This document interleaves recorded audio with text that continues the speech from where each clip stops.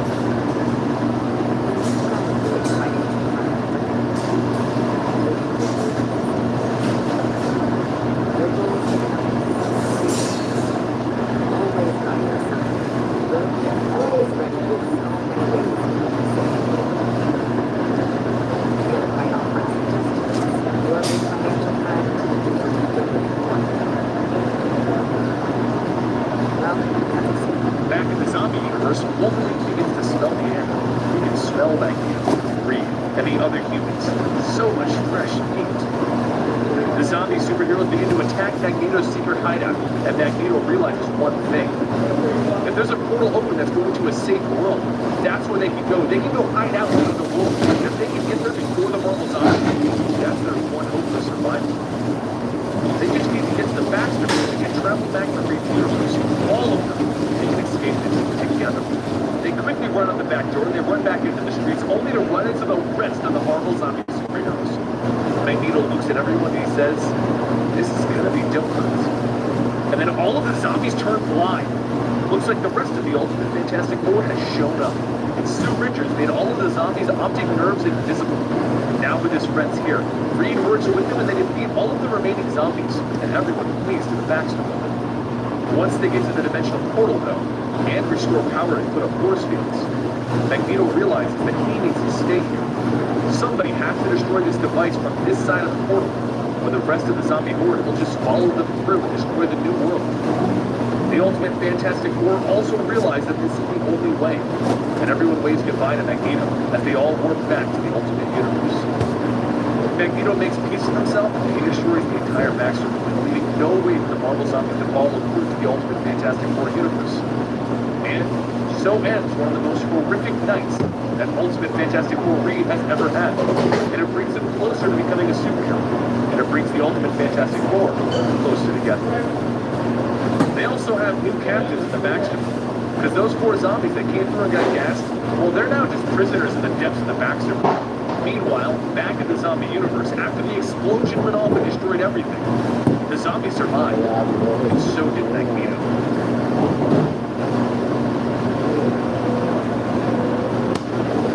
What about Magneto?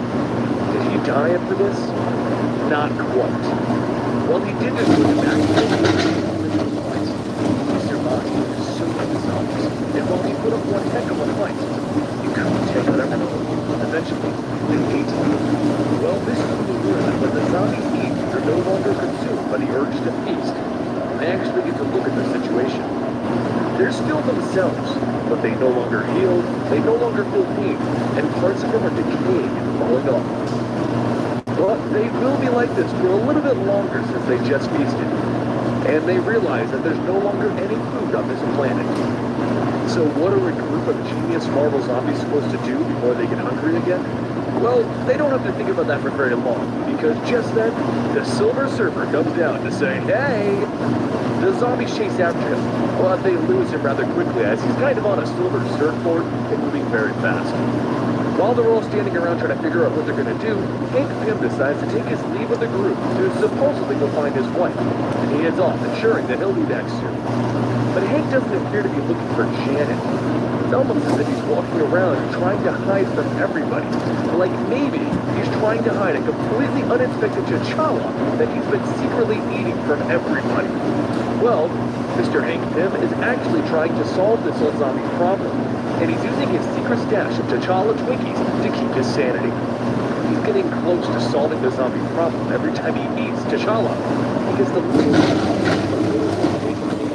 solves this problem, and then even the larger problem. It wasn't as sneaky as he thought, because just then, Janet showed up as she followed him to his little secret hideaway, and she demands that Hank share this meat with her.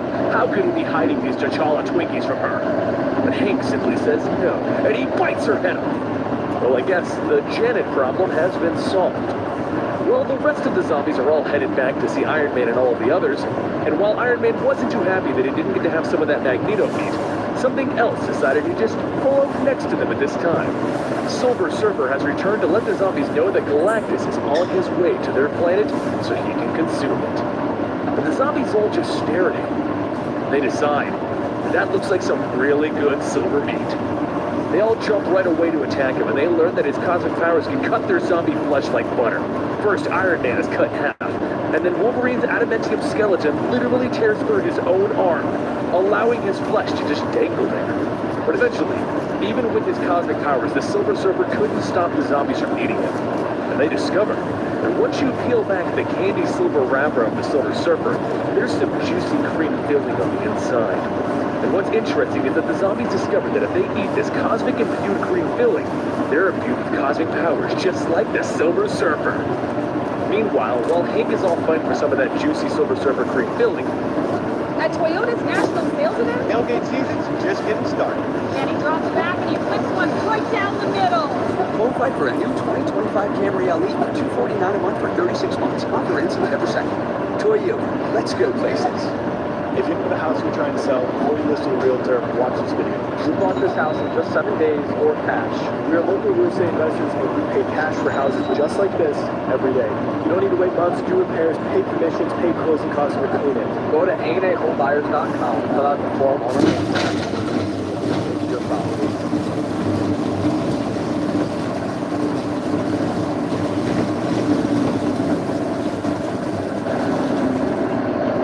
for green filling, our T'Challa Twinkies wake up, he begins to walk off, and he decided to take the severed head of Janet with him. You see, since she's a zombie, her head still functions, and she begins to torture T'Challa by asking him if she can just nibble a little of it. Just give her a little. You know, she needs to solve this hunger problem. Maybe he can just give her like a pinky finger? Maybe she can just eat a pinky finger? But T'Challa begs her to stop. It's a little disconcerting to have a friend of his wanting to eat him, especially since she obviously has no stomach, and this is all a mental thing. It's not going to solve any of her problems. Back with the rest of the zombies, things get a little bit more bizarre as Galactus arrives demanding to know where his herald is. And Hank Pym replies, we ate him. We're still hungry. But being that this is Galactus, there isn't much they can do to fight him, and they run off planning to figure out a way that they can stop him later. So Hank leads them to his secret lab, where he discovers that T'Challa has escaped. So he better work quickly while he can think, as his hunger has been solved from Silver Surfer. Back with T'Challa, he finds himself confronted by Magneto's followers from Asteroid M. And at first, they think that he's a threat and they attack him. But T'Challa defeats the Asteroid M humans with only one arm and one leg. And once they all agree to stop fighting, T'Challa grabs Janet's head, and he brings her along with him. So that the remaining humans, T'Challa, and all in Asteroid M, they get away from a planet that's obviously about to be destroyed by Galactus. And once they get up there, they take the head of Janet so that they can find a cure, while T'Challa meets the man in charge of the asteroid. His name is Origin. While back on Earth, the Marvel zombies need to figure out a weapon that can fight against Galactus. It combines all of their new cosmic powers into a single focused, cosmic-powered beam. And it works. It knocks down Galactus, and it's time for some giant purple meat. But as they knock him down, he lands in the middle of all the zombie supervillains. Well, this leads to the eventual. The super cosmic powered heroes of the Marvel Universe versus the non-cosmic powered villains. Do I even need to tell you which side of this fight wins? Well, with the supervillains gone and Galactus on the ground, the Marvel Universe is one hell of a feast. 5 years later, the human survivors of Asteroid M come down to the planet to see if they can help the Marvel zombies. They discover that if a zombie doesn't eat, eventually, he'll just stop having its hunger. And they took the head of Janet and put it into a robotic body. But they discovered that the zombies aren't here. And since the planet is still here and not destroyed by Galactus, where did the zombies go? Galactus. They became Galactus. And now they go through space to battle any world that has an alien race that has a temperature secret feeling.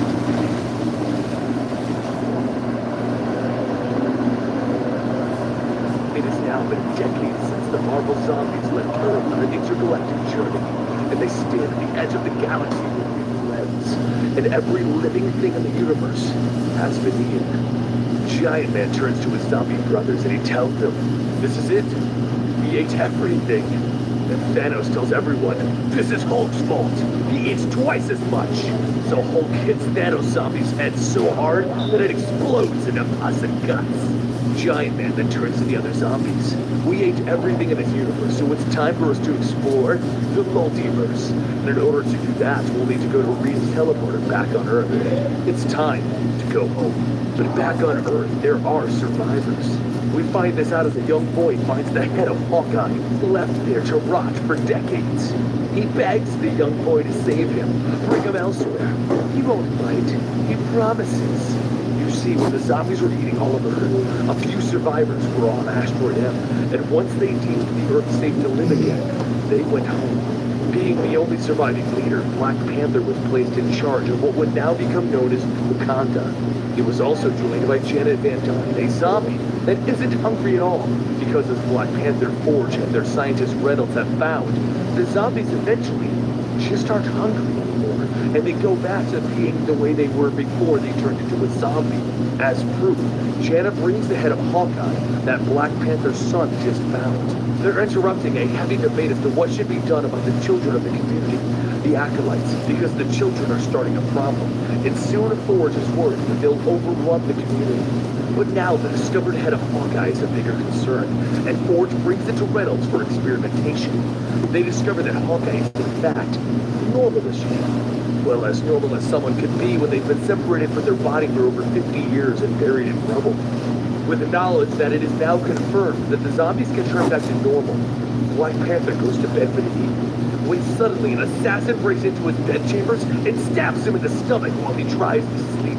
He kicks the assassin over, and Janet runs in to protect him seconds too late because he's already bleeding out on the floor.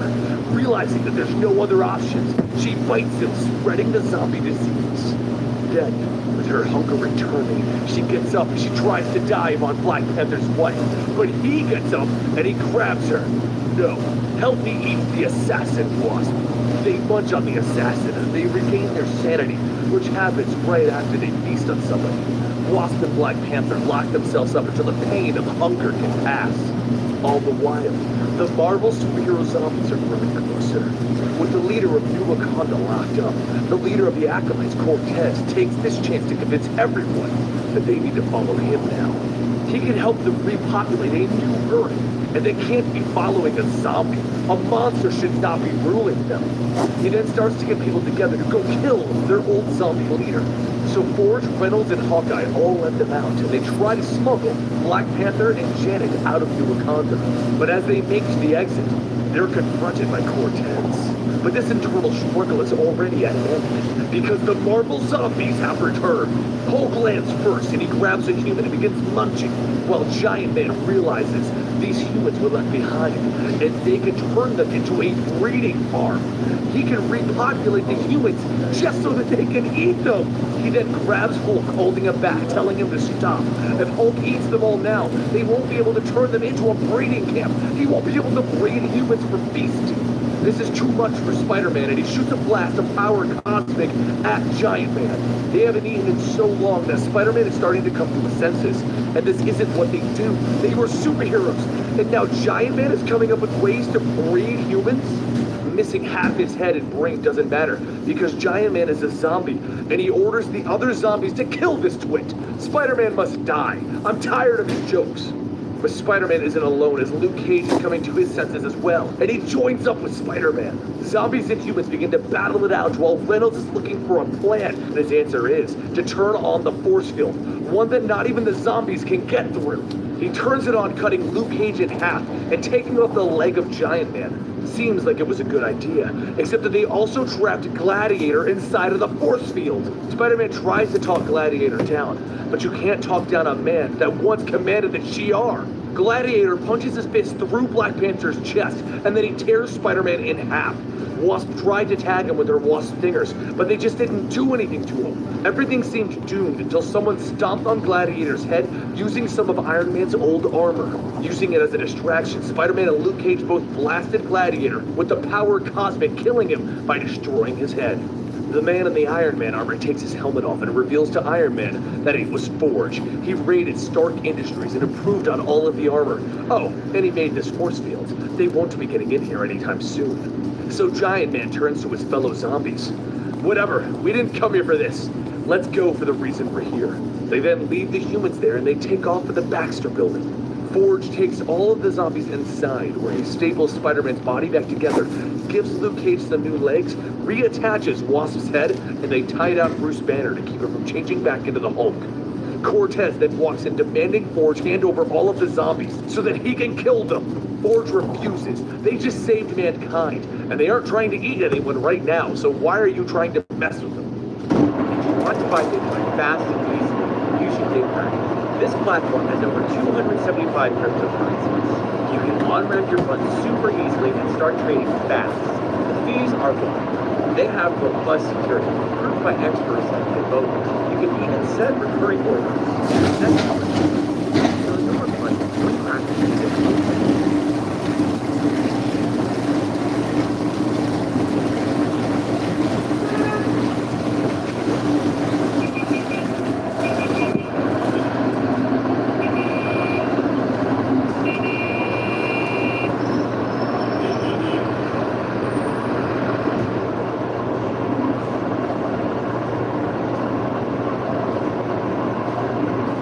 trying to mess with them. So Cortez begrudgingly leaves them, and Black Panther turns to Spider-Man. Why did they come back?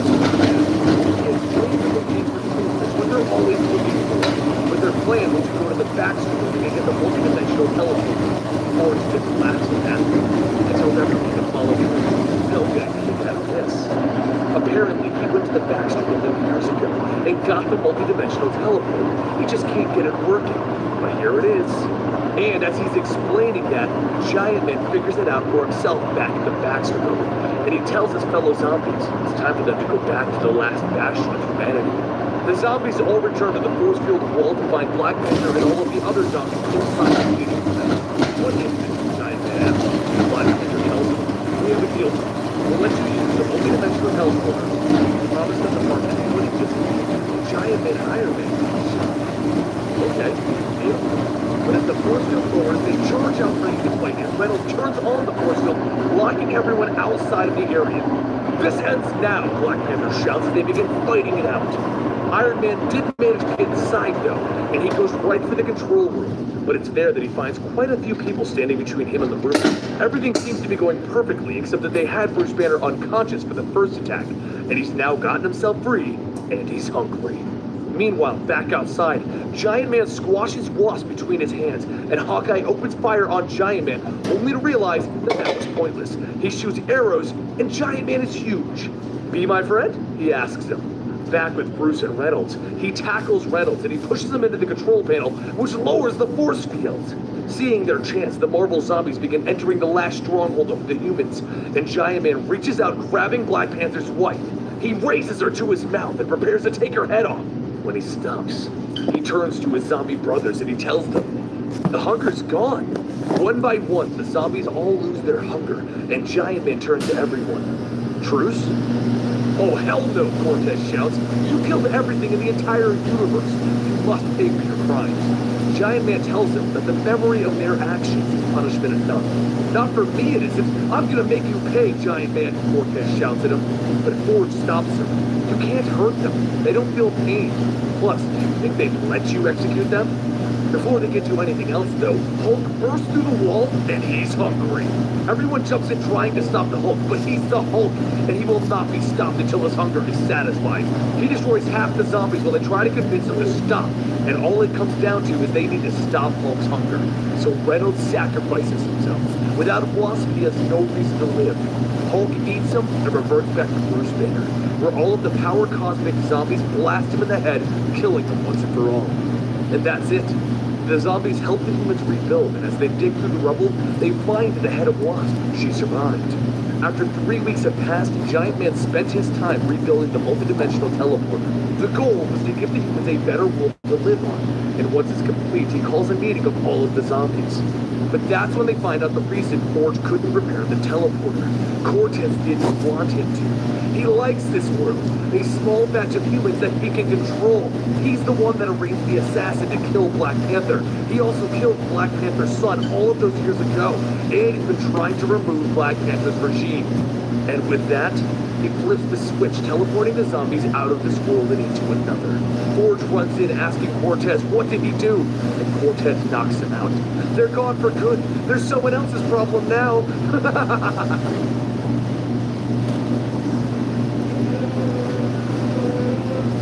Our story begins in the swamplands of Citrusville, Florida, with the State Initiative Team, the Command, investigating reports of multiple hostile targets with one costume hostile among them. As the group reaches an airport rental shop, Siege scans the area and finds a woman among the scattered bodies. And as he goes to check on her, she turns, showing her teeth and lunges, biting Siege in the side of the face. Jennifer Kale blasts the woman away while the conquistador begins fighting off the zombies crawling out of the swamp. However, as four appear, they begin ripping him apart. From the shadows, the Thinker shouts, "This looks like a job for the merc with half a mouth."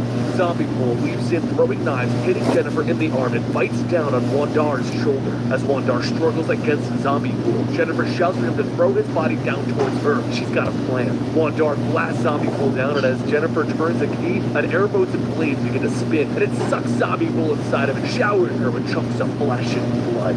Wandar floats down, stating that he will be able to purge the impurity from his body, but he will need time to hibernate to cleanse. As Wandar begins to rest, an arm from the swamp reaches out, grabbing Jennifer, and Siege says how he's so hungry. And as she crawls away, he chases after her. His cybernetics begin to call out that the biological unit is infected, terminating the unit, and Siege shouts, "No, I'm still hungry!" But the cybernetic arm pulls out a gun and bang!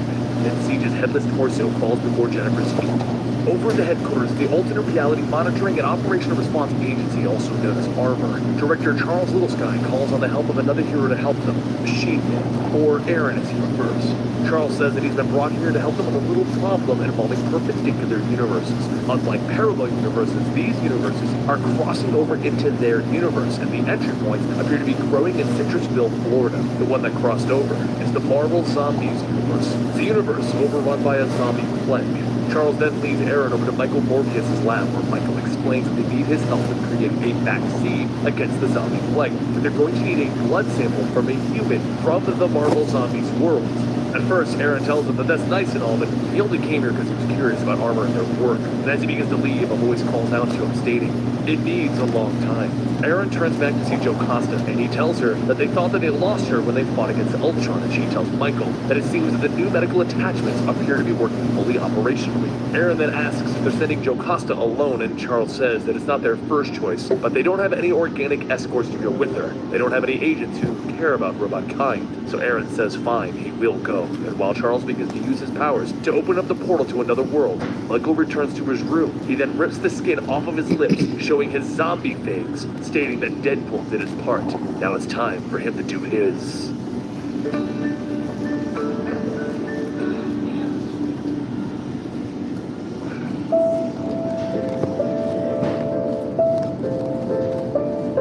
Do you have unwanted and forgotten subscriptions?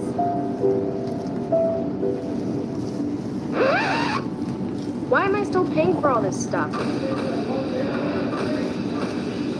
See all your subscriptions in one place and easily cancel the ones you don't want. Download the Experian app now.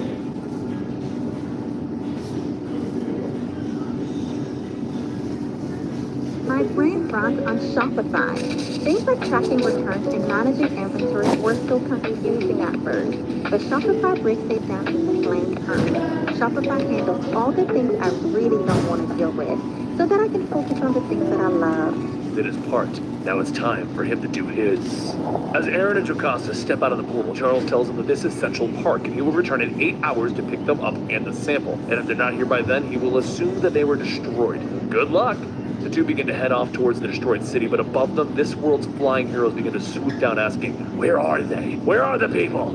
As the two are carried into the sky, Aaron blows the head off of one as Zombie Falcon begins to rip off Jocasta's legs. Jocasta manages to shoot her eye beam, blowing him up, and back with Aaron, he starts to fall out of the sky. Aaron extends one of his arms to catch himself, but with the other, he catches a saw blade and he extends it up into another flyer. Jocasta starts to lose her balance, and she reaches into another flyer zombie to grab the intestines to help slow her fall. But as more intestines come out, it begins to rip. Before falling any further, Aaron extends his legs to catch Jocasta, and she says that one's getting away, but Aaron tells her, not really, and he fires a rocket, causing the zombie flyer to explode out of the air. A little while later, Aaron helps put Jocasta's legs back, and she tells him, okay, it's back on. And he tells her, he just likes the view here. Once Jocasta is back up and walking, the two begin to follow the scans of life across town until they finally find the only building in New York that apparently has power. Aaron begins to ask what's so important about this place, and while looking through the windows, Jocasta says all humans have been detected, and what they see is all of the superhero zombies eating everyone. Jocasta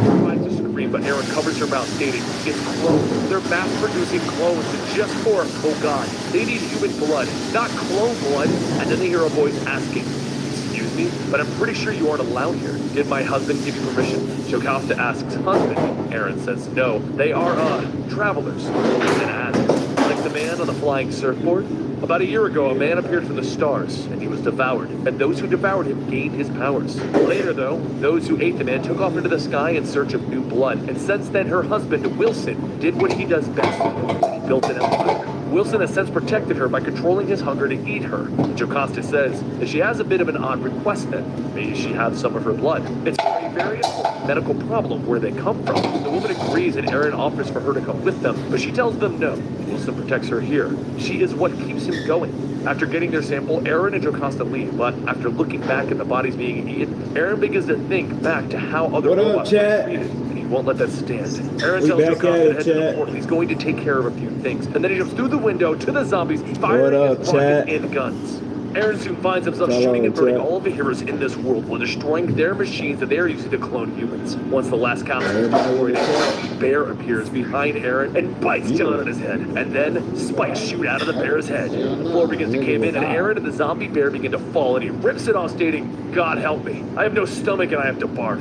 As Aaron begins to pick himself back up, he sees a floating zombie Stephen Strange with a spell window. And as he looks at it, he sees armor. Kingpin, who is actually the man named Wilson, steps out stating, "Yes, after we had found Dr. Strange, he was only able to cast 2 spells. One was to make mana fall from the sky, and the other was to create interdimensional windows. And we have found your reality, all of your wonderful adventures. The gospel loves to spread to superhumans. See, we only exist to spread the hunger gospel, which is why we sent one of our counterparts in to replace one of your armored people. So once you return with the sample, Michael will create a vaccine that spreads the zombie plague, and your world will fall." Aaron points his gun at Kingpin, stating that he loves it when a bad guy has long monologues. It gives him time to. And then her hair reaches down the pit, grabbing him. Medusa screams for him to die, and then Aaron blows her head off. And zombie Ghost Rider rides through shouting, "How vengeance hungers!" With his other arm, Aaron changes it into a sword, cutting Johnny's head off, and he looks back at the fight and he smiles. Seconds later, the building explodes as Aaron rides off on Johnny's bike, while Kingpin tells everyone to bring back whatever part of Aaron feels pain, so that he can stab him repeatedly. Aaron rides through the city, driving among the city buildings until some of the runner zombie heroes begin to catch up. One manages to jump into the way of the bike, causing Aaron to lose control and crash. But back at Armor headquarters, a worker goes to check on Michael because he's late to a meeting, and as she enters, she sees Michael bleeding and he tells her, "Be hygiene." But it's too late as zombie Michael bites down on her shoulder. She falls out of the room and another worker walks by asking if she's alright, and she jumps up fighting him. You only have so much time. So feed science style with our clinically proven antioxidant blend, helping pets live healthier as long as possible. Because you're only Walks by asking if she's alright, and she jumps up fighting them. Back at the extraction point, Charles steps out asking Jocasta, "Where's Aaron?" And as the two of them look up into the city, they see a fire. Charles says, "Sorry." Jocasta says, "Goodbye." Slowly, Aaron begins to call out to Jocasta, but he's having a hard time as he's missing the lower part of his body along with arm. Jocasta and Charles step through the portal, and as Charles feels control, they did it. Jocasta heads over to Michael's lab, where she sees him eating people. He says that he knows what she's thinking. Operating without anesthesia. Tisk, tisk. Jocasta radios back to Charles stating, "We have a situation." And he tells her that he knows, just make sure that none of those zombies escape. After running towards the exit, Jocasta begins to weld the door shut. And then she hears people begging on the other side to let them out. Zombie Wasp flies by telling her that she's just a dirty, stinking robot. She will never be human like her. Back down on the subway tunnel, the zombies begin to surround Aaron's broken body. But as one of them reaches up to grab his head, his hand passes through it, and from behind the pillar, Aaron steps out stating that his hologram projector still works. He then begins torching all of the zombies and beating their heads around with other zombies' arms. As more of them start to run down, Aaron fires up his fingers into a wall, extending 4 ranks of sharp wires. And the zombies run through, cutting themselves in half. Soon a giant bear jaw teleports in, and Aaron extends his arm, wrapping it around its neck, stating, "You teleport, huh? Well, that's good. Now fetch. Over in the current world, a zombie wasp continues taunting Jocasta, and then she slams her hand, smashing her, and rips the door back off, letting the people in. She begins to fight off the swarm of zombies, and then elsewhere in the facility, Aaron teleports in, riding the zombie bear dog, stating that he's been programmed to eviscerate their squishy organic bits and chew gum. And he hates gum. After shooting down the horde, Aaron pulls out a ring from one of the zombies, telling the dog to go fetch, except that it has a bomb attached to it. As soon as the dog eats it, it explodes. From behind the shadow, zombie Michael meets Aaron, stating, I've had enough. The hunger gospel will not be silenced by some damn automaton. I'm a vampire and a zombie. I'm a vampire, and I can't be stopped. Suddenly, the real Michael appears, stabbing a tree branch through zombie Michael's heart, and he begins to turn to ash. Aaron says, dude, you just staked the zombie version of yourself. You're gonna need therapy for the rest of your life. Zombie Captain Mayan then appears through the ship, shouting its symbols, and Aaron cuts through, stating, no, you know what? My name is Machine Man, and I just saved a flippin' world. Jocasta then runs out shouting, you're alive! And Aaron says, of course, I'm too cute to die. Now give me some of that sweet, sweet robot love. After their blissful robot kiss, Charles tells him it's not over. Someone managed to use the teleporter to get out of the facility. And Michael says, if he did, he would like to assemble and lead the team to catch whoever that was, because this has been a long time coming, and the Midnight Suns must return.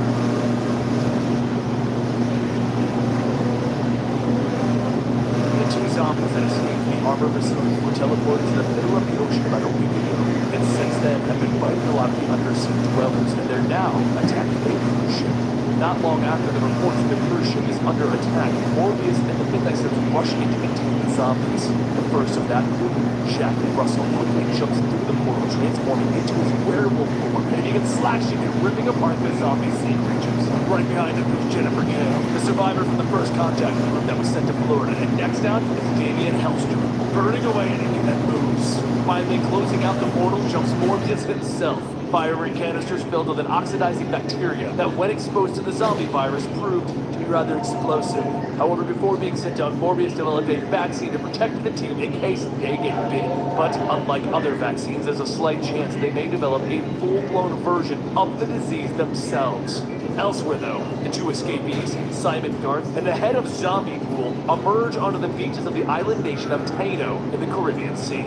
Simon, holding the head of Zombie Pool, begins to walk up to the beach and into the forest, and as the two of them make their way through, Zombie Pool says that ever since he lost his body, he really doesn't feel the hunger anymore. Who knew losing 93% of your body would mass cure your zombiness? Now it's just time to settle down. But as Zombie Pool goes on talking, Simon doesn't say anything, and Zombie Pool tells him that's what he likes about him, just letting his actions speak for themselves. But where are we going, Simon? Zombie Pool looks around and he sees them walking through the camp, and he notices the chemicals that they are using. They're making drugs, cocaine to be specific. Simon continues on until they walk into a cave and see a man sitting, and the man tells Simon that he knows that he's a zombie. But what is that? Simon explains that the head is all the remains of the mercenary named Deadpool from a different dimension. The man tells him that he is Black Talon. And Zombie Pool says, for a cool name like that, you totally ruined it by dressing like that. You really need to get your priorities in order. Talon then says that he holds the amulet of Damballa, the same as the one around Simon's neck, which is why he was drawn here. However, it doesn't control the other dead, regrettably, so they put them in the pen. Zombie Pool shouts out, oh hell no, no one is caging this bird. This looks like a job for the merc with only a mouth. And he leaps in fighting one of Talon's guards. However, it is short-lived as another guard skewers Zombie Pool's head to a stick to stop him. A short while later, Talon sits down speaking on an intercom, stating how he may have to come across something of interest, something that could destroy all of the heroes permanently. And on the other line,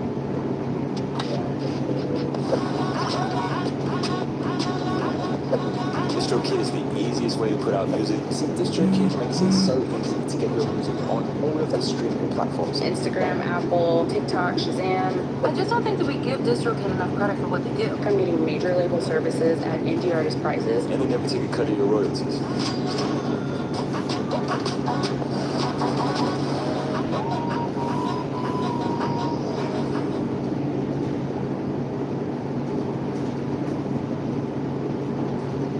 About testing CTV ads for your business, listen up. With Roku's new self-service ad tool, it's easy to set up your own CTV campaigns, so you can tap into Roku's leading scale and expand your marketplace. Roku is the #1 TV streaming platform in the US by hours streamed. Go ahead, check out Roku Ads Manager for yourself.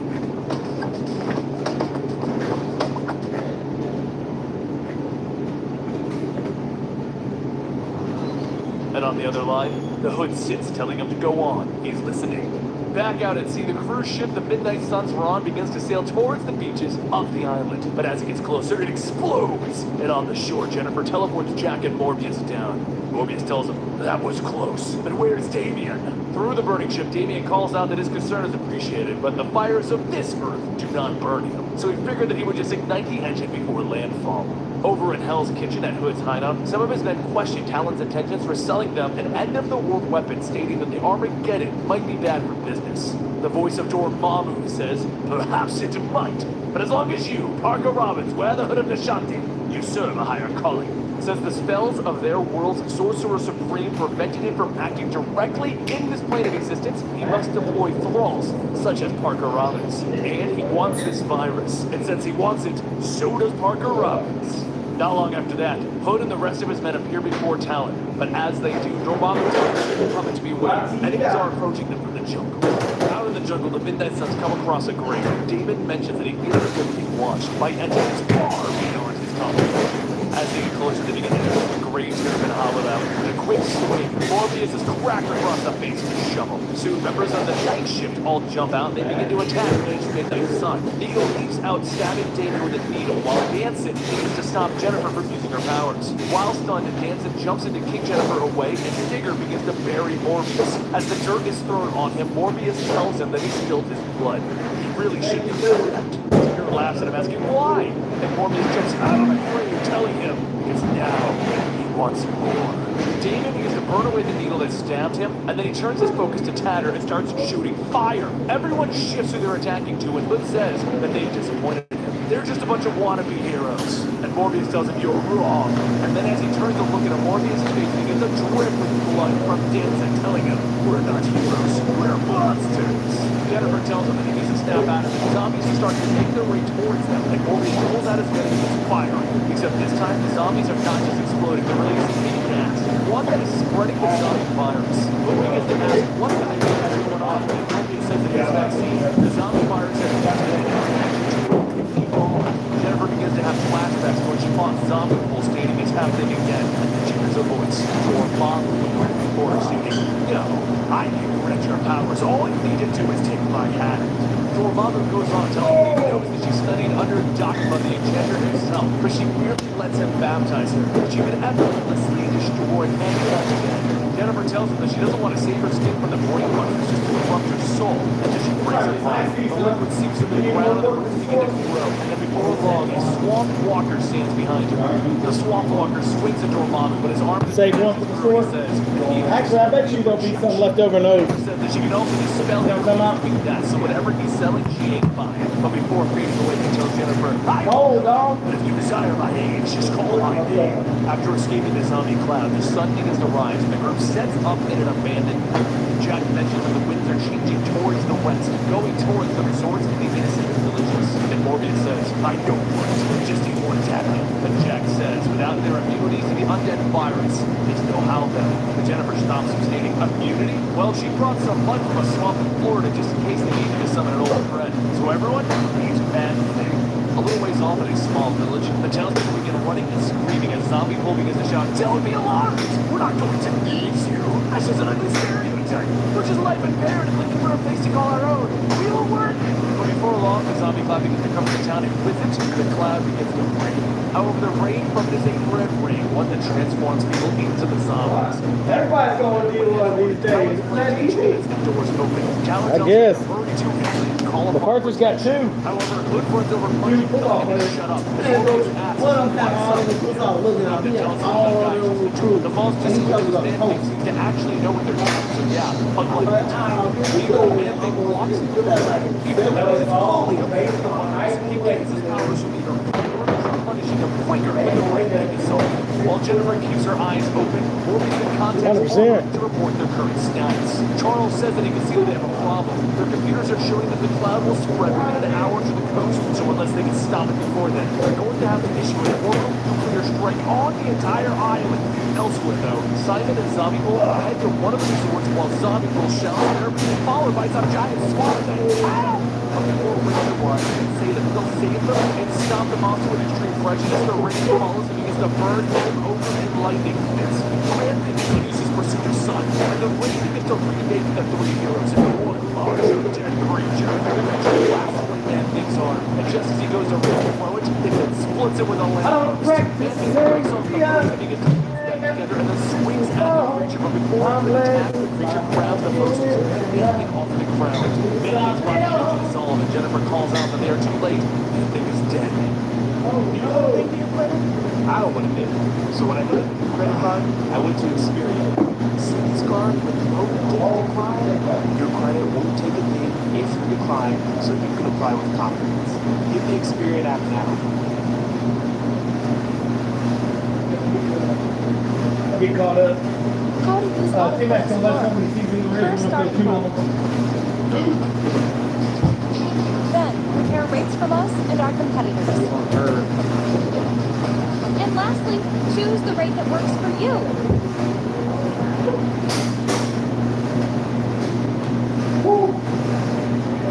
Is dead. She then begins to cry at the loss of the Man-Thing, and then she hears Jack from behind her telling her the only thing that they should fear is fear itself, so let him show her. Let the hunger show her. Jennifer begins to panic and threw out, and she calls out to him, Dormammu! Dormammu! Downstairs, Morbius begins to talk to David about their next move regarding the nuclear strike, and that's when he's zapped, and a voice says, she has a better idea. She'll seize control of the fist so that her Lord Dormammu can lay total domination to this world. Jennifer then begins to call upon the undead knight to keep Morbius and the rest at bay while she projects herself up into the virus cloud. What she says though is that the virus is now acting as a single collective mind, one that she can control. But there's a second mind here. One formidable genius can possess the willpower to evoke this swirling mass psyche, and then she can scratch. Among the mist, she sees zombie pool, now in the body, stating that it's so great to actually scratch that phantom limb. Nice bikini, by the way. Jennifer says that it was him who hurt her before. He shall die, and she fires a blast, exploding zombie pool's newly formed body. A short while later, Simon picks up Zombie Pool's head, and he says, for a moment, I was a part of something bigger than myself. Like I finally had a home. But even in there, they frowned me. But looking back at that swamp, whatchamacallit thing that's chasing us, not an envy. From the remains of the Man-Thing, though, a hand begins to form. Simon walks out to the pier, and Zombie Pool tells him, you know, we'll always be chased. I'm starting to think we should just let ourselves get caught. Just end it all now, Simon. Back at the plantation, Jennifer begins to attack David, and he tells her that she's not Jennifer, and her voice tells him, of course not. It's Patsy, your wife. Patsy leans in telling him, how about they just forget about this Dormammu nonsense? And he pushes her back, and Jennifer begins laughing, calling him a weakling. David grabs hold of Jennifer, telling her that she doesn't have to run. They are the Midnight Suns. They bring the light to darkness. Slowly, David's arm begins to burn, and then Dormammu begins to scream no, as Jennifer begins to reject him from inside herself. While Morbius continues to struggle with Jack, he calls out to Jennifer, stating that he studied Jack before they left. His biochemistry changes under a bulletin. Jack Russell might be infected. And as Morbius throws him away, Jennifer says, but not the werewolf. She casts a spell shining blue light, and Jack changes. Once Morbius helps Jennifer back up, she says they need to transform the hive mind into something. Morbius grabs Talon, telling him they need his voodoo. Together, Jennifer and Talon begin to channel the hive mind, and Talon says, who are they going to use to contain the virus mind? And they destroyed all of his zombies. And then everyone hears a creak and sees Simon. And Jennifer shouts, heal him. The channeled hive mind then begins to enter Simon, and once it's done, Hood says they really did hit the night shift they saw it, saving their bacon. So we won't have to whack the whole lot of them. Next time, though, not so much. Everyone looks at Simon, stating that they need a new place to contain Mr. Garth, being the sole carrier now, and his only friend Zombie Pool is dead. Elsewhere, though, out at sea, Zombie Pool is on a boat singing, thank you, Simon, you're the best friend a head has ever had.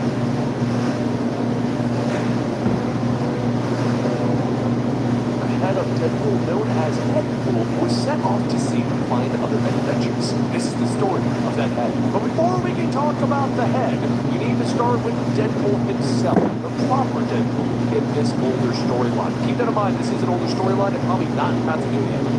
For Deadpool, it was just another day in the mercenary world as he is shot down to Earth in a small space pod. He was selected for this job because it's special. It's, it's to crash landing to Earth. Survive that.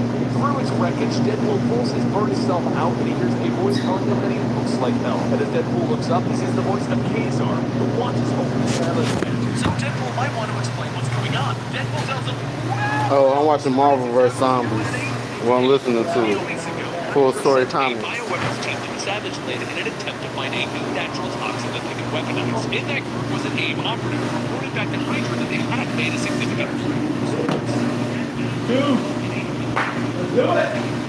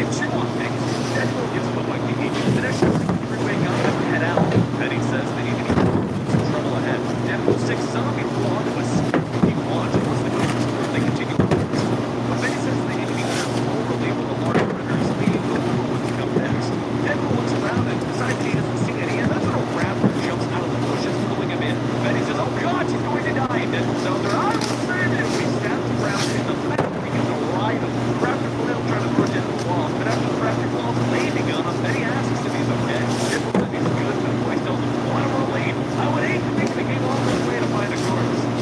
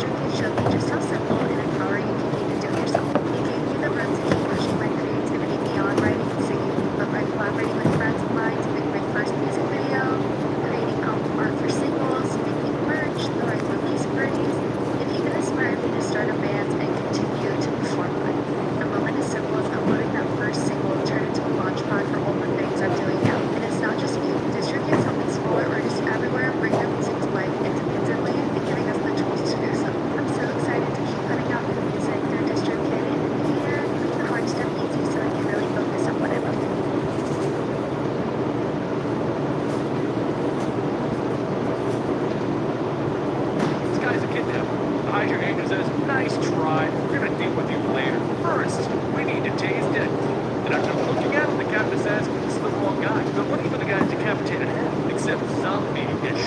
Kazar watches from afar, stating that he just knew the little guy was going to cause trouble. After a few more hits with a taser, Deadpool managed to kick the commander away by hitting him in the groin, and with his high fist, he tells everyone, "Get him now!"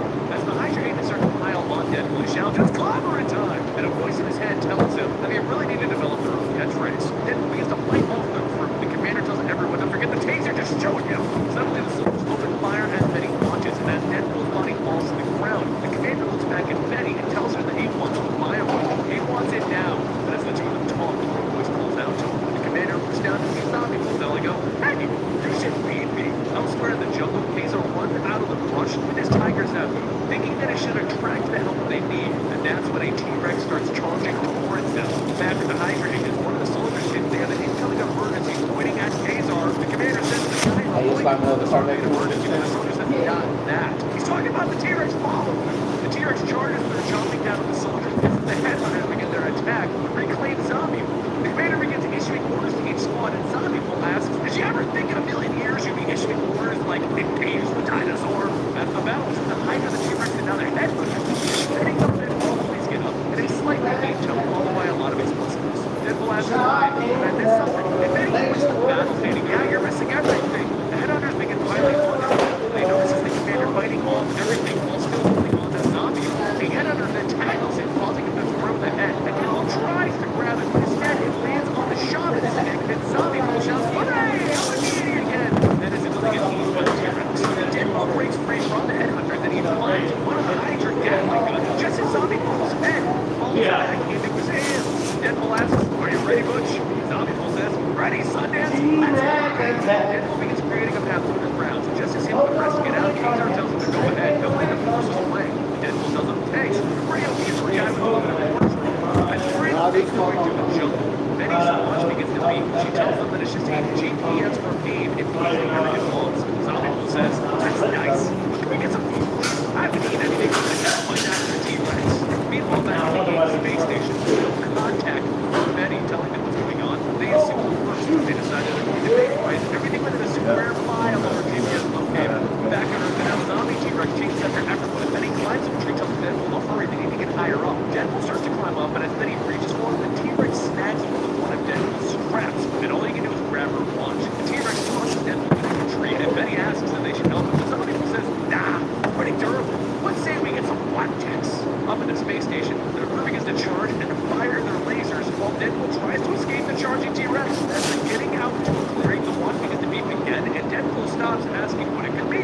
Maybe it's an alarm. Maybe she needs to take a pill.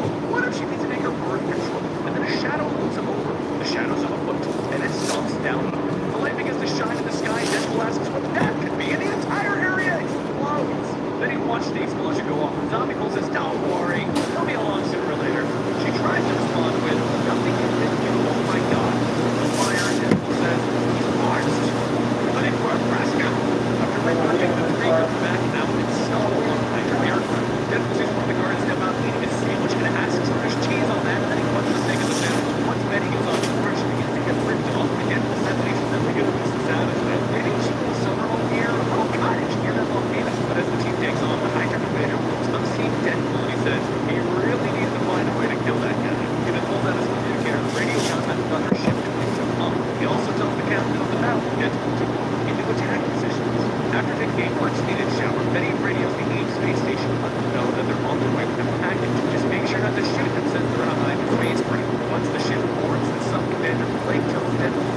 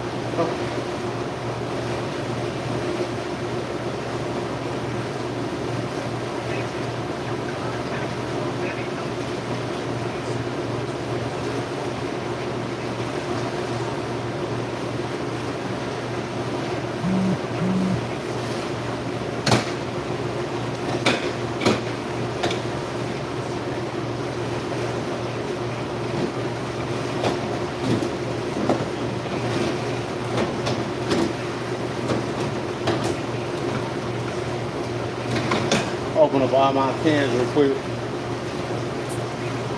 I'm in the process of changing my can opener base, but my screws messed up, so I'm waiting on my boss to bring me a socket set so I can change it. But I'm about to open up all my cans, and then I'm about to make 4 things of green beans, some Billy beans, you know. One of those.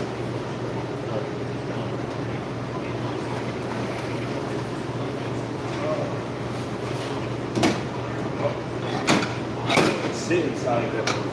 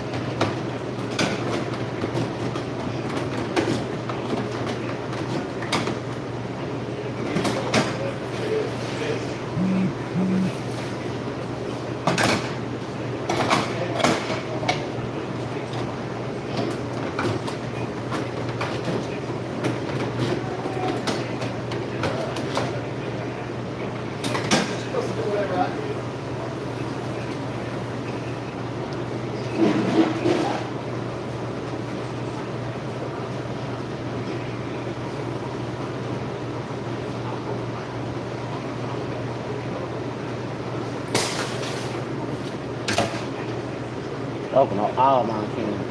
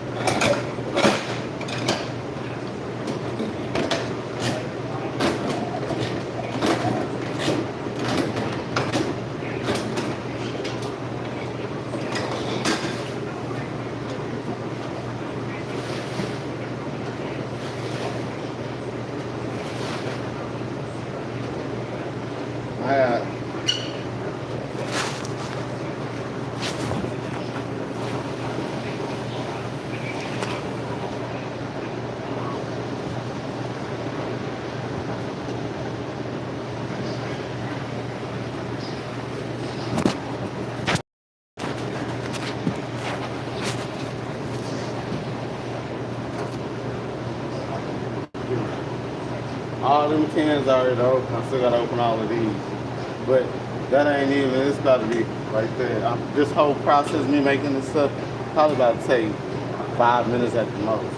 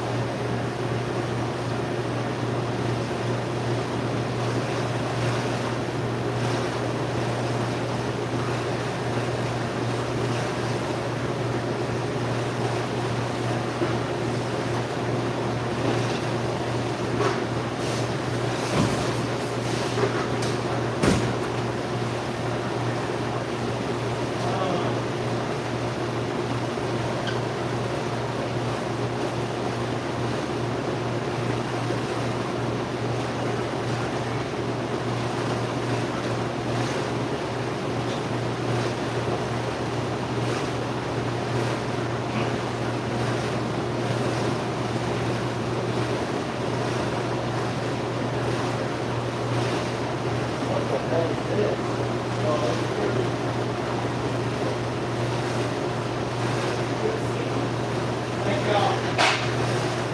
that big boy.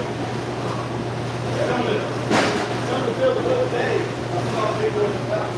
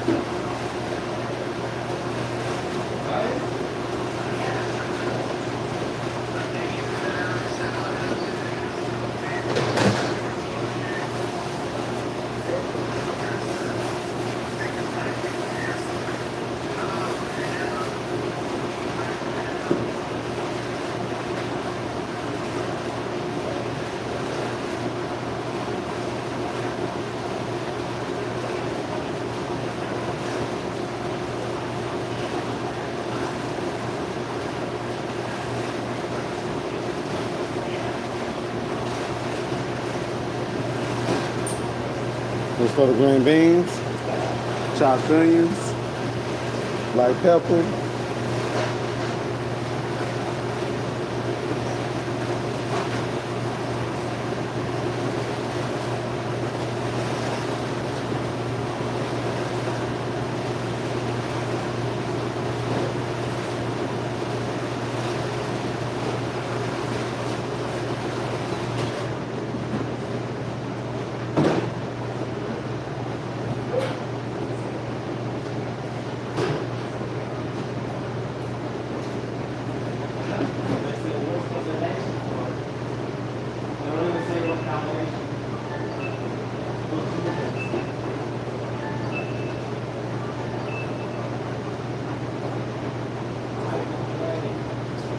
Now I'm about to put the ham base and bacon in there and pour the green beans in their pans. Get that out the way real quick.